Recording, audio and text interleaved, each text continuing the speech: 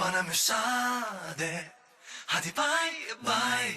Bundan böyle bizi mazi say. Sanma ki içim buruk değil.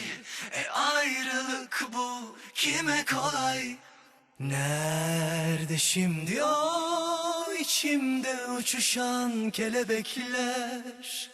Bende o duygulardan hiç kalmadı eser. Biri sen, biri ben, iki damla yaş aktı gözlerimden.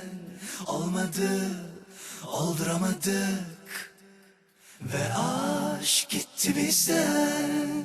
Önce sen, sonra ben, kaydık yıldız gibi gökyüzünden. Bir türlü tutturamadık ve aşk gitti bizden. Oh, oh, oh, oh, oh. Oh, oh, oh, oh. Oh, oh, oh, oh. Oh. Tanıdık hikaye malum, aşkı gurura feda ettik. Dönüşü yok ki bu sonun, ayrı dünyalara düşüverdik. Nerede şimdi o içimde uçuşan kelebekler? Bende o duygulardan hiç kalmadı eser. Biri sen, biri ben, iki damla yaş aktı gözlerimden. Olmadı, olduramadık ve aşk gitti bizden. Önce sen, sonra ben, kaydık yıldız gibi gökyüzünden. Bir türlü tutturamadık ve aşk gitti bizden. Oh, oh, oh, oh, oh. Oh, oh, oh, oh. Oh, oh, oh, oh.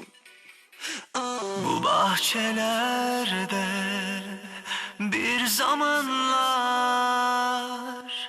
renk renk çiçekler açardı. Ne yazık ki soldular. Nasıl oldu da öyle bir anda olduk birer yabancı. Ne yazık ki ayrıldı yollar. Biri sen, biri ben, iki damla yaş aktı gözlerimden. Olmadı, olduramadık ve aşk gitti bizden. Önce sen, sonra ben, kaydık yıldız gibi gökyüzünden. Bir türlü tutturamadık ve aşk gitti bizden. Biri sen, biri ben, iki damla yaş aktı gözlerimden. Olmadı, olduramadık ve aşk gitti bizden. Önce sen, sonra ben, kaydık yıldız gibi gökyüzünden. Bir türlü tutturamadık ve aşk gitti bizden. Oh.